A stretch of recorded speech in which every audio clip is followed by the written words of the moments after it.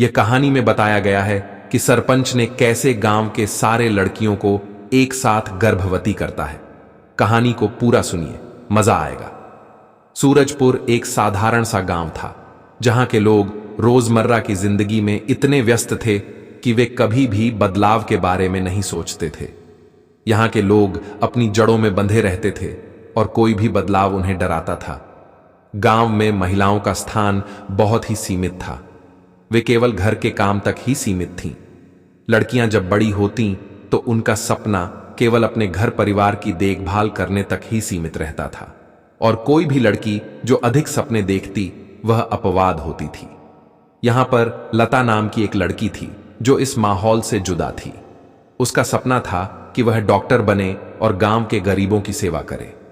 वह केवल गांव की परंपराओं और सीमाओं के भीतर नहीं बंधना चाहती थी, बल्कि अपनी कड़ी मेहनत और हिम्मत से कुछ बड़ा करना चाहती थी। लता का दिल बहुत बड़ा था और उसकी आत्मा में किसी भी चुनौती को पार करने की ताकत थी। वह अपनी पढ़ाई में बहुत मेहनत करती थी, लेकिन उसकी राह आसान नहीं थी। गांव के लोग, खासकर उसके घर वाले, नहीं समझ पा रहे थे कि लता के सपने कितने बड़े और महत्वाकांक्षी थे। वे उसकी कोशिशों को व्यर्थ समझते थे, लेकिन लता की उम्मीदें और हिम्मत उसे हर रोज और अधिक ताकत देती। सूरजपुर का सरपंच रामनिवास गांव के सबसे प्रभावशाली और शक्तिशाली व्यक्ति के रूप में जाना जाता था। वह एक चतुर और धूर्त व्यक्ति था, जिसने अपनी हर बात को बड़े आदर्श और सच्चाई के रूप में पेश किया था। उसे गांव के लोग एक नेक इंसान मानते थे, जो हमेशा उनके भले के लिए काम करता था। लेकिन उसके भीतर की असलियत कुछ और थी। रामनिवास अपनी सत्ता और ताकत का गलत तरीके से उपयोग करता था। उसकी नजरें गांव की लड़कियों पर टिकी रहती, क्योंकि वह जानता था कि अगर वह इन लड़कियों को अपनी गिरफ्त में ले सकता है तो उसका प्रभाव और बढ़ सकता है। रामनिवास ने धीरे धीरे गांव की लड़कियों को अपनी योजनाओं का हिस्सा बनाया। वह उन्हें यह विश्वास दिलाता कि वह उनके जीवन को सुधारने के लिए काम करेगा, उन्हें शिक्षा देगा और उनके सपनों को पूरा करने में मदद करेगा। लेकिन इसके बदले वह उन लड़कियों को अपने लिए इस्तेमाल करता, उन्हें मानसिक और शारीरिक रूप से शोषण का शिकार बनाता। उसने हर दिन गांव की नई नई लड़की को लेकर जंगल में जाकर उसके साथ अवैध कार्य किए।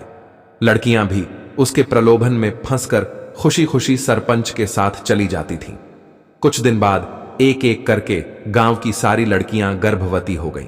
उनके घर वालों ने पूछा तो सरपंच का नाम लिया। सरपंच ने किस तरह लड़कियों को अपने जाल में फंसाया, यह सभी ने सुना। लड़कियों ने अपने घर में बताया। सरपंच रामनिवास के पास शक्ति थी और उसके खिलाफ कोई आवाज उठाने का साहस नहीं करता था। लोग उसकी बातों को नकार नहीं सकते थे, क्योंकि वह हमेशा अपनी अच्छाई का मुखौटा पहने रहता था। वह गांव में राजनीतिक रूप से इतना ताकतवर था कि किसी को भी उसकी सत्ता के खिलाफ बोलने की हिम्मत नहीं होती थी। वह गरीब और निरीह लड़कियों को अपनी चपेट में लेता और उन्हें अपनी शक्ति का खेल खेलने के लिए मजबूर करता। रामनिवास की पत्नी राधिका अपने पति के साथ अत्यधिक सम्मानजनक जीवन जीने का दावा करती थी। वह गांव की प्रमुख महिला थी और उसकी छवि हमेशा एक आदर्श पत्नी के रूप में प्रस्तुत की जाती थी। वह हमेशा अपने पति का समर्थन करती, उनके कार्यों में उनका साथ देती और कभी भी उनकी नीतियों के खिलाफ एक शब्द भी नहीं बोलती।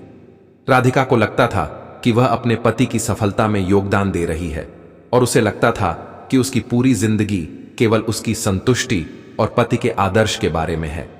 लेकिन राधिका की अपनी दुनिया थी, जो पूरी तरह से झूठ और छल से भरी हुई थी। वह जानती थी कि उसका पति अपने स्वार्थ के लिए लड़कियों का शोषण कर रहा था, लेकिन उसे डर था कि अगर उसने विरोध किया तो उसे घर में भी अपमान का सामना करना पड़ेगा। राधिका ने कभी भी रामनिवास के खिलाफ बोलने का साहस नहीं किया।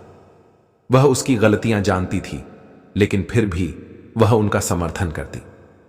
उसका मन कभी भी उन लड़कियों के बारे में सोचने को मजबूर होता जिन्हें रामनिवास के हाथों शोषण का सामना करना पड़ रहा था। लेकिन फिर भी वह अपने पति के साथ खड़ी रहती थी, क्योंकि वह अपने परिवार के नाम और सम्मान के लिए चुप थी। यह स्थिति राधिका के लिए बहुत कठिन थी। एक ओर वह अपने पति की ताकत और सत्ता से सुखी थी, और दूसरी ओर उसका दिल उन लड़कियों के प्रति दुख से भरा रहता था। वह जानती थी कि उसका पति जो कर रहा है वह गलत है, लेकिन उसने कभी इसका विरोध नहीं किया। उसकी चुप्पी ने उसे मानसिक रूप से असहाय बना दिया था। उसे अपने अंदर के संघर्ष को छिपाने के लिए एक मुखौटा पहनना पड़ता था, ताकि लोग उसे आदर्श पत्नी और आदर्श महिला के रूप में देखें। लता ने धीरे धीरे यह समझ लिया था कि गांव में जो कुछ भी हो रहा था वह केवल उसकी व्यक्तिगत समस्या नहीं थी, बल्कि यह हर लड़की की समस्या थी।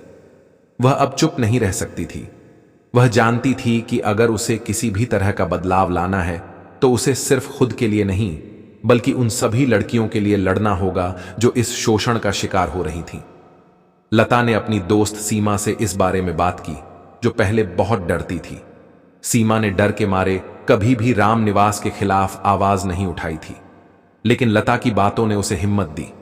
लता ने सीमा को यह समझाया कि अगर वे चुप रहेंगी तो उनकी जिंदगी कभी भी ठीक नहीं होगी। इसलिए लता और सीमा ने मिलकर गांव की अन्य लड़कियों से बात करना शुरू किया।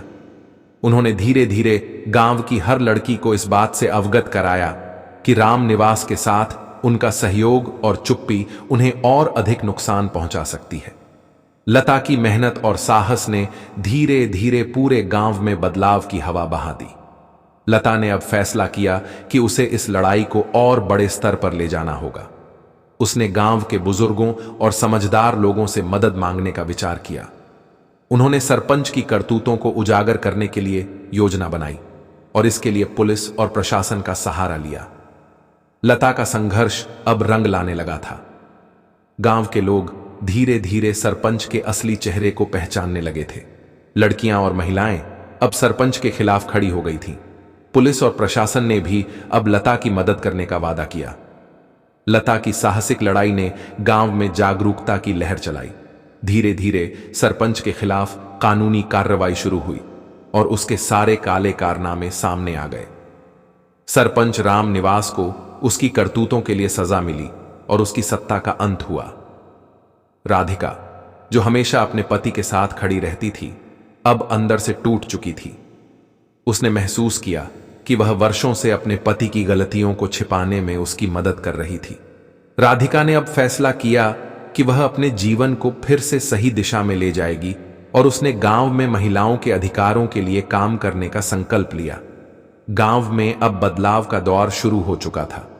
लता और उसकी सहेलियों ने दिखा दिया था कि अगर कोई आवाज उठाने का साहस रखता है तो वह किसी भी दमनकारी ताकत को हरा सकता है। लता की संघर्ष की कहानी ने न केवल उसके गांव बल्कि पूरे समाज को यह सिखाया कि किसी भी प्रकार के शोषण के खिलाफ खड़ा होना हमारी जिम्मेदारी है। उसकी हिम्मत और साहस ने कई लड़कियों को यह समझाया कि उनका स्थान केवल घर की दीवारों में नहीं है, बल्कि वे समाज में अपनी पहचान बना सकती हैं। राधिका ने भी यह सीखा कि आत्मसम्मान और सच्चाई का पालन सबसे महत्वपूर्ण है और उसे अपने पति के गलत कामों को समर्थन देने की बजाय समाज के लिए सही कदम उठाना चाहिए। लता की यात्रा ने यह सिद्ध कर दिया कि एक व्यक्ति जो सही के लिए खड़ा होता है वह समाज में बड़े बदलाव ला सकता है।